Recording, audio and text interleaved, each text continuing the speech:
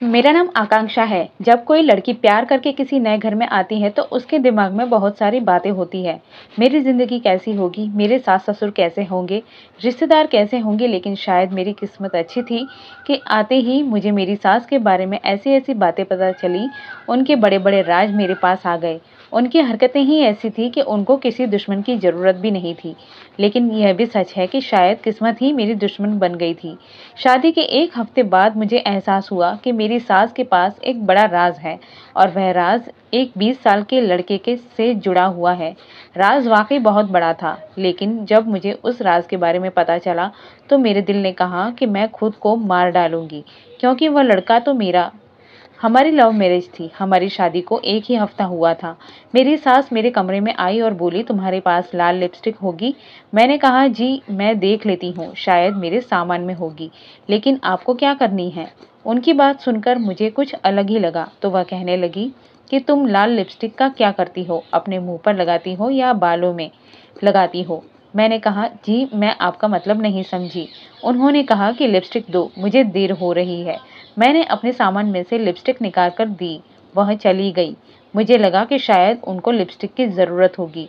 शायद कोई औरत है जो लिपस्टिक मांग रही है, या किसी ने कहा होगा कि तैयार होकर जाना है, क्योंकि अगर मेरी सास वो लिपस्टिक अपने लिए लेकर गई थी तो फिर बात बहुत ज़्यादा अजीब थी। पर धीरे-धीरे मुझे यह पता लगने लगा कि मेरी सास बहुत अजीब-सी इंसान है।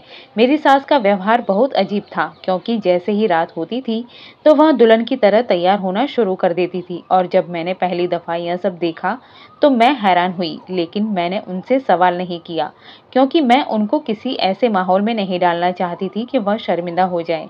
बात तो ऐसी थी, क्योंकि वह तो एक विधवा थी, तो फिर दुल्हन की तरह तैयार क्यों हो रही थी? अरे उनको तो एक विधवा की ज़िंदगी जीनी चाहिए थी, और हमारे समाज में विधवा की ज़िंदगी बड़े कठोर होती है। यह तो कुछ ज़माना मॉडर्न हो गया है, लेकिन फिर भी ज़माने वाले बातें बनाते हैं। सफ़ेद साड़ी पहनने की ही अनुभूति होती है, और इसके अलावा वह तेल में सनी और तेल से बने हुए खाना भी नहीं खा सकती। और एक मेरी सास थी, दिन रात दुल्हन की तरह सजती थी, दुल्हन की तरह संवरती थी, अच्छे कपड़े पहनती थी, श्रृंगार करती थी, भारी गहने पहनती थी और अपने कमरे में सो जाती थी। लेकिन मेरे ससुर का कई साल पहले निधन हो गया था। मेरे पति का मूड भी कुछ अजीब तरह का था। कभी-कभी उन्हें अचानक से गुस्सा आ जाता था, कभी वह अच्छे मूड में होते थे। उनसे बात करते हुए मुझे बहुत ही डर लगता था, और फिर उनसे उनकी माँ के बारे में बात करना बड़ी अजीब बात थी। पर मैंने सोचा कि उसे पता होना चाहिए कि घर में क्या हो रहा है। कहीं कोई आपत्ति तो नहीं आ जाएगी, क्योंकि जिस घर में परंपराओं का और हमारे रीति रिवाज का पालन नहीं होता, उस घर से भगवान नाराज हो जाते हैं। इसलिए मैंने अपने पति से इस बारे में बात की। मेरे पति ने कहा कि अगर वह खुश है तो करने दो, तुम्हारा क्या जाता है। उन्होंने बताया, जब उनकी शादी हुई थी तो पापा और मम्मी में बहुत प्यार था। हर दिन माँ उनके लिए इसी तरह तैयार होती थी, और पापा हमेशा कहते थे कि अगर मैं नहीं रहूँगा तो भी तुम मेरे जाने के बाद इसी तरह तैयार होना और खुश रहना, मेरी आखिरी इच्छा पूरी करनी है। यह सुनने के बाद मुझे अच्छा लगा कि उनके बीच इतना प्यार है। लेकिन जब मेरे पति ने मुझसे कहा कि तुम्हें ज़्यादा मेकअप करने की ज़रूरत नहीं है, तो मुझे गुस्सा आ गया। मैंने कहा कि क्यों, मेकअप तो महिलाओं के लिए ही होता है। अगर मैं नहीं करूँगी तो कौन करेगा? तो क्या आपको अच्छा लगेगा? इस बात पर वह हंसने लगे, और उन्होंने कहा कि मैं तुम्हारा पति हूँ और मेरी सेवा करना तुम्हारा धर्म है। तुम्हारे पति को यह इतना ज़्यादा मेकअप और लिपस्टिक नहीं पसंद, इसलिए तुम ऐसा नहीं करोगी। मुझे तैयार होने से रोक दिया। जब अगर मेरी जगह कोई ऐसी लड़की होती जिसको ज़्यादा तैयार होने का शौक नहीं होता, तो शायद उसे यह सब कुछ इतना महसूस नहीं होता, लेकिन मुझे सजना संवरने की बहुत शौक था। मेरी मम्मी भी मुझे मेकअप नहीं करने देती थी, कहती थी जो कुछ करना है शादी के बाद अपने पति के लिए कर लेना। और अब यहाँ पति ने भी मना कर दिया तो मेरा दिल टूट ही गया। यह सब अजीब था। शादी को अभी 1 ही हफ्ता नहीं हुआ था कि घर में सारा काम मुझ पर आ गया था। जब मैंने अपनी सास के कमरे की सफाई की तो मुझे वहाँ बहुत सारे टिश्यू मिलते हैं, वह भी मेरी सास के बिस्तर के नीचे से। अजीब बात यह थी कि इस घर में टिश्यू का इस्तेमाल करने का रिवाज नहीं था। हमारे घर में भी यह रिवाज नहीं था। हम सोचते थे कि यह बात-बात पर टिश्यू इस्तेमाल करना और छोटी-छोटी चीज़ों को साफ करने के लिए टिश्यू उठा लेना, ये सब तो अमीरों के चौंचले हैं।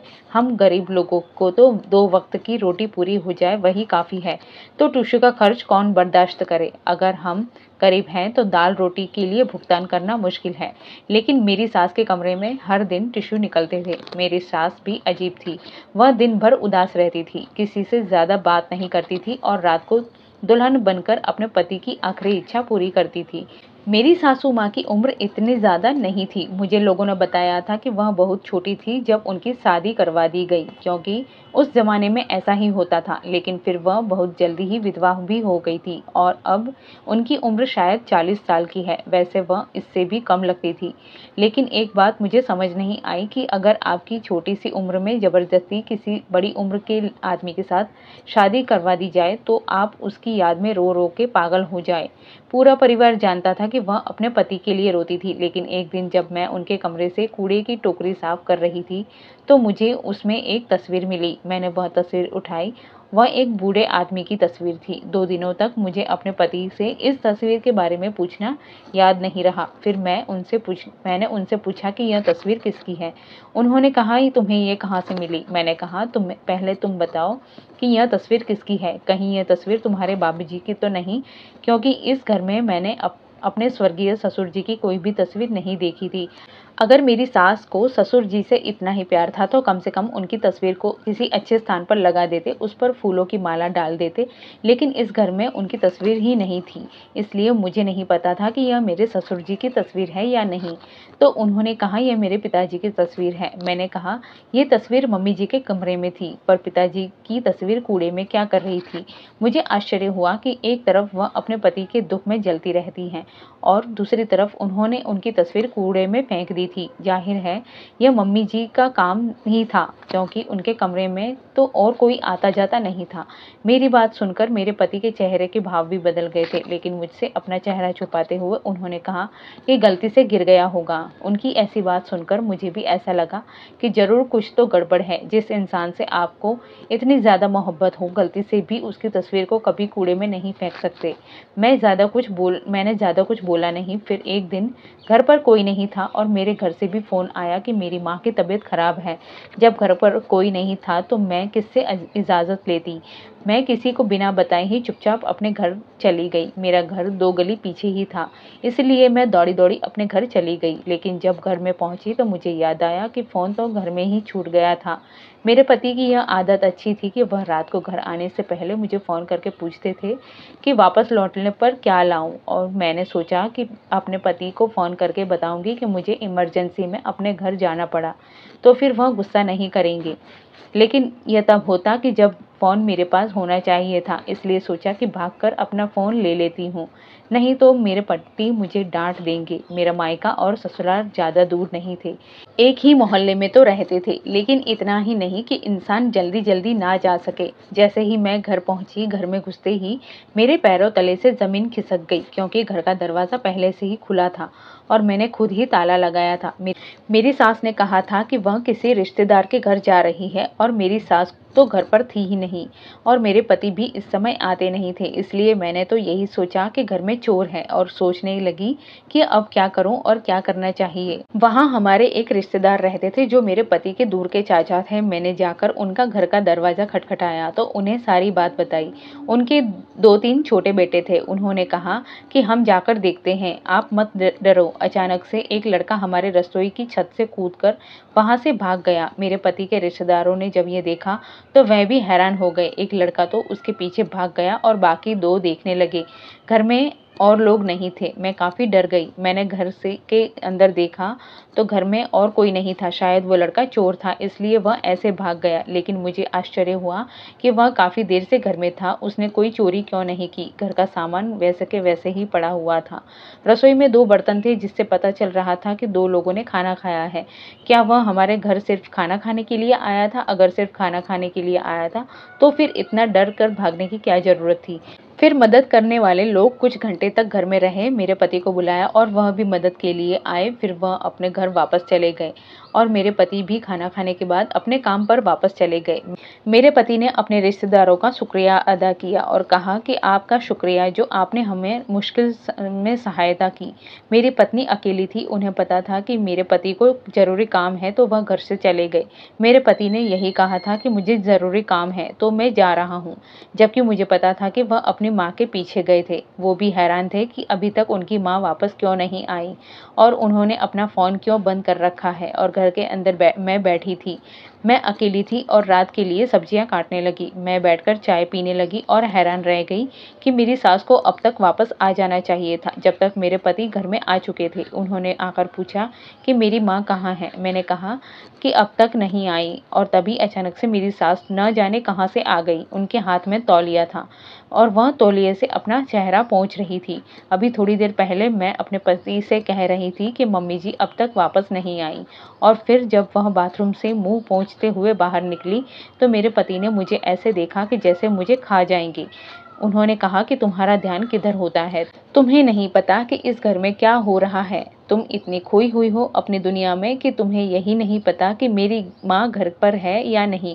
आज घर में चोर आ गया है और तुम इतनी लापरवाही कर रही हो। मेरे पैरों के नीचे से ज़मीन निकल गई। बात तो ऐसी थी, जब मैं वापस आई तो मैं अपनी सास के कमरे में नहीं देखा था कि वह अंदर है या नहीं, और मैं अपने कमरे में भी नहीं गई थी। मुझे नहीं पता था कि मेरी सास किस समय घर में आई थी, जो मुझे दिखाई नहीं दी। मेरी सास ने कहा, तुम कब से आई? मैंने कहा, आपने मेरी आवाज़ नहीं सुनी? तो कहने लगी कि नहीं, पहले मैं पूजा कर रही थी। मुझे नहीं पता कि तुम कहाँ गायब हो जाती हो। मुझे नहीं पता कि मेरी सास क्या नाटक कर रही थी, क्योंकि मुझे अच्छी तरह से याद है कि घर के दरवाजे से ना कोई अंदर आया था और ना ही कोई बाहर गया था। मैंने अपने दिमाग पर बहुत दबाव डाला और सोचा कि शायद मैं बाथरूम या अपने कमरे में गई होंगी, लेकिन ऐसा कैसे हो सकता था? अगर कोई आता तो दरवाज़ा अंदर से बंद था। और तभी मेरे दिमाग में एक विचार आया, इसका मतलब ये था कि मेरी सास मेरे आने से पहले ही घर में थी। इसका मतलब ये है कि जब वह लड़का घर में आया था तो मेरी सास घर के अंदर थी, क्योंकि मैं दरवाजे पर नज़र रखकर बैठी थी। ये तो मैंने सोचा ही नहीं कि घर के अंदर कोई है या नहीं। तभी एक लड़का हमारे घर में आया और उसने कुछ भी नहीं चुराया, और दूसरी तरफ रसोई में 2 लोगों के खाने की प्लेट पड़ी थी, तो फिर उसने 2 थालियाँ में खाना डालकर क्यों खाया? इसका मतलब ये है कि जब लड़का आया तो मेरी सास घर पर थी, और जब वह मेरी सास से मिलने आया था तो मेरी सास और उस लड़के ने एक साथ खाना खाया, और जब उसने हमें देखा तो वह भाग गया, और वह हमारा रिश्तेदार नहीं था। इसका मतलब है कि मेरी सास किसी लड़के के साथ घूम रही थी और इतनी आसानी से यह सब कुछ कर रही थी। अगर उन्हें मेरे खिलाफ ऐसी कोई बात नहीं थी तो मैं कभी चुप नहीं रहूंगी और मेरे पति को सब कुछ बता देती हूँ। मेरी सास वाकई में इतनी समझदार है कि अपने बच्चों को बेवकूफ़ बना सकती है, लेकिन मुझे नहीं। वह जिसके लिए तैयार होती है वह भी यही लड़का था, और मेरी सास के कमरे से टिश्यू निकालना भी उसी कहानी का हिस्सा था। और मैं यही सब सोच रही थी। फिर एक दिन मैं कपड़े धो रही थी तो मेरी सास ने कहा, 1 मिनट रुको, मुझे हाथ धोने दो। तब मैंने उनके पैर में कुछ अजीब सा देखा। उनके दोनों एड़ियाँ और उनके पैरों पर जले हुए निशान थे। जब उन्होंने देखा कि मैं कुछ सोच रही हूँ तो उन्होंने तुरंत उन पर कपड़ा डाला और वहाँ से चली गई। मुझे यह समझ नहीं आया कि उनके पैरों पर क्या था। उनके साथ ऐसा कोई हादसा हुआ था तो फिर उन्होंने मुझे यह बात क्यों नहीं बताई? वह अपने पैर क्यों छुपाती हुई वहाँ से चली गई? ऐसा क्यों चली गई जैसे कोई बात छुपा रही हैं?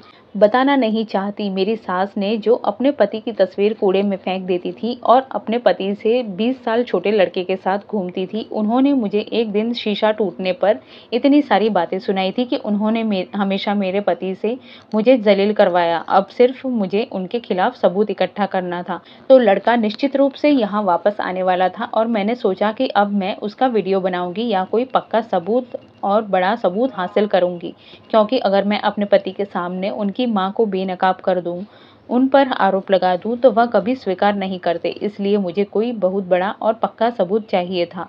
बिना सबूत के बात करनी तो सारा कुछ मुझ पर आगे तक हो सकता है कि मेरा पति मुझे बुरी बातें सुनाता और मुझे दोबारा कभी मुझ पर विश्वास ही नहीं करता, लेकिन मुझे हर कदम फूंक फूंक के रखना था। मेरी सास ने वह गलती की। मैंने काफ़ी देर तक इंतज़ार किया। मैं इस बात को अभी तक अपने तक ही रखती थी। मुझे कोई जल्दी नहीं थी। लगभग 2 महीना बाद घर पर कोई नहीं था। मैं थी और मेरी सास थी। मेरे पति को भी काम के सिलसिले में कहीं जाना पड़ा था। उन्होंने कहा कि वह रात को देर से आएँगे। मैंने भी 1 दिन पहले से कहना शुरू कर दिया था कि मैं 3-4 दिन के लिए अपने माँ के घर जा रही हूँ और मेरी सास घर पर अकेले रहने वाली थी। मैंने प्लान बनाया कि मेरी सास के कमरे की खिड़की पीछे से खोली और कमरे को आगे से बंद कर दिया। मेरी सास ने कहा कि अपने कमरे को अच्छी तरह से बंद कर दो, क्योंकि 3-4 दिन तक तुम अपनी माँ के यहाँ रहोगी तो कमरा गंदा हो जाएगा। मैंने कहा, जी सासू माँ, मैं कमरे को अच्छे से बंद कर दिया है।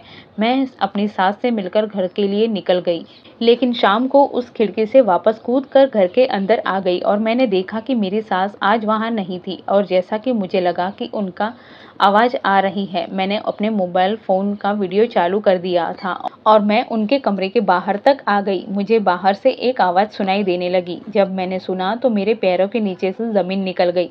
मैंने देखा कि मम्मी जी एक लड़के के साथ बैठी हुई थी। उनकी उम्र करीबन 18 साल होगी। उस लड़के ने कहा, तुम्हें यहाँ रुकने नहीं दे सकता, तुम्हें मेरे साथ आना ही होगा।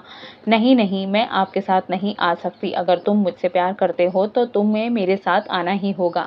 मेरी सास ने कहा, नहीं, यह प्यार के बारे में नहीं है, मैं नहीं आ सकती।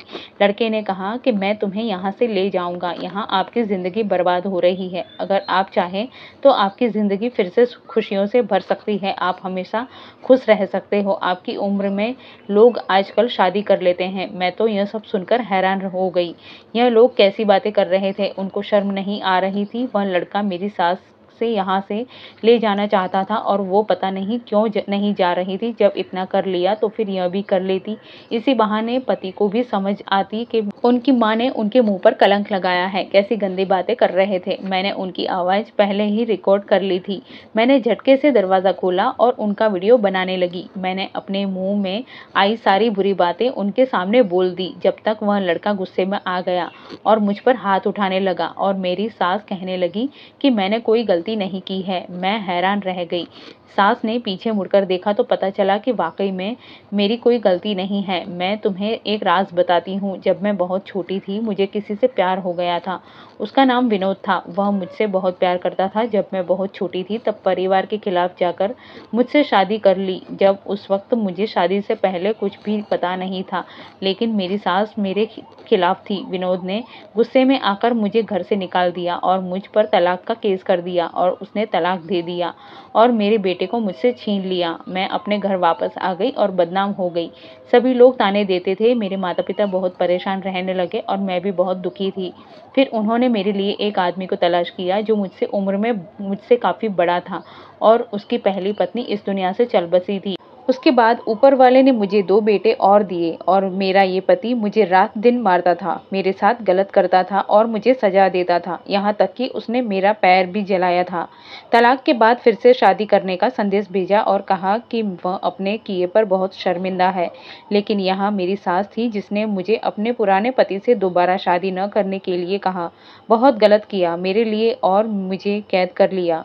वह भी इस दुनिया से चली गई। लेकिन उसके बाद मुझे लगने लगा कि मैं बहुत बूढ़ी हो गई हूँ। यह मेरे पहले पति का बेटा है जो मुझसे मिलने आता था। कुछ समय पहले तक उसे मेरे बारे में नहीं पता था। यह बात मेरे सामने आई कि मैं विनोद के लिए दिन रात तैयार रहती थी और मुझे अपने पुराने दिन याद आते थे, क्योंकि वह हमेशा मुझसे कहता था कि भले ही तुम्हारी ज़िंदगी में कभी ना रहूं, लेकिन तुम्हें हमेशा तैयार रहना चाहिए। वह मेरी जान का दुश्मन था। मुझे एक पल का चैन नहीं देता था। मैं रात रात भर बैठकर रोती रहती थी कि मुझे विनोद के पास जाना है, लेकिन मुझे लगता था कि अब मैं सास बन गई हूँ, 1 साल तक मैं दादी भी बन जाऊंगी।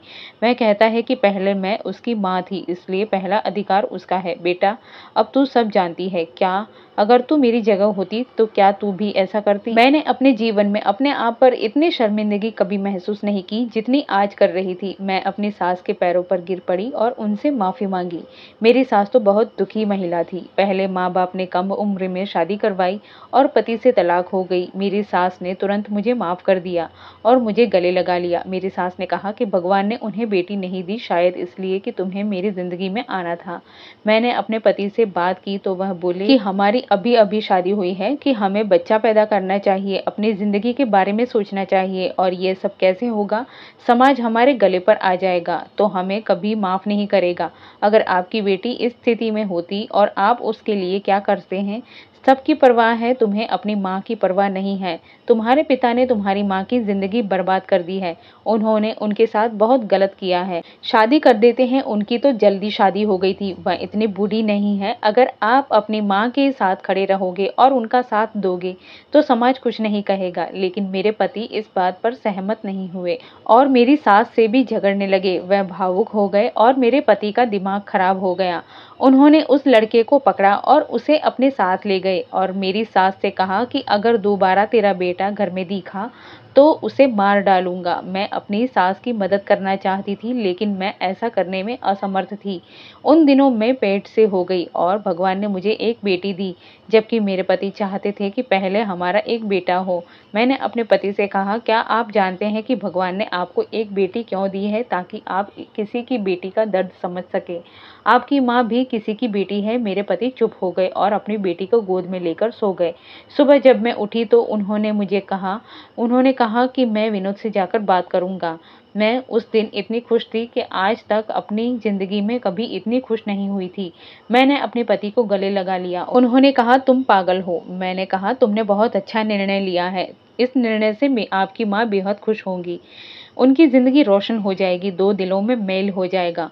मैंने कहा, तुमने तो आज सचमुच मेरा दिल जीत लिया। जब मैंने ये बात अपनी सास को बताई तो उनकी हालत देखकर मेरी आंखों में आंसू आ गए कि तुम सच में मेरे लिए भगवान की मदद बनकर आई हो। बेटियां तो होती ही बहुत प्यारी है। मेरी सास 40 साल की उम्र में दादी बन गई, लेकिन हमने उनकी शादी उनके पूर्व पति से कर दी। दोनों को एक साथ देखकर मुझे इतनी शांति मिली कि मैं बता नहीं सकती। समाज ने बहुत बातें की और हमें अपमानित किया, लेकिन हमने किसी की बातों की परवाह नहीं किया।